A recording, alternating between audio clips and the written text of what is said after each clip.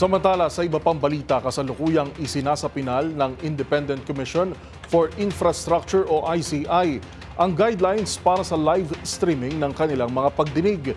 Ayon kay ICI Executive Director Attorney Brian Hosaka, bahagi nito ay ang pagbalanse rin sa karapatan ng mga madadawit sa mga pagdinig na posible nang magbalik sesyon simula sa susunod na linggo. Narito ang balita ni Jackie Resho.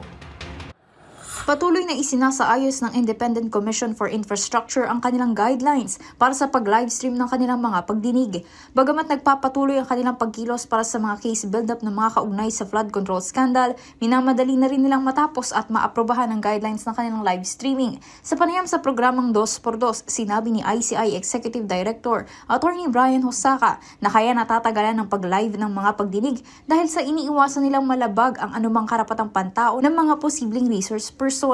Naiintindihan aniya ang kagustuhan ng taong bayan na maging transparent ang investigasyon pero dapat rin respetuhin ang due process at maprotektahan ang karapatan ng bawat isa. In that sense po, meron siyang mga individual rights na dapat protektahan.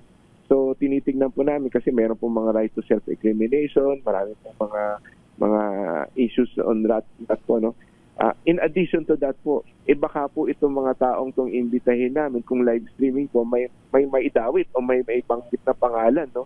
Hindi naman po natin na maiimbita itong mga taong to kaagad para ma-defend nila yung sarili nila, no? Kasi po, yan po yung part ng due process. Pagka ikaw ay akusahan, dapat may karapatan kang tanungin yung nag-aakusa sa inyo. At the same time, to present evidence para naman po depensahan ng inyong sarili. Iniiwasan rin ng ICI na magkaroon ng trial by publicity sa kanilang mga pagdinig. Kaya hanggang sa ngayon ay pinaplansya pa nila ang panukalang live streaming ng kanilang mga pagdinig. Para sa MBC TV Network News, ito si Jackie Resho ng DZRH. Una sa Pilipinas, una sa Pilipino.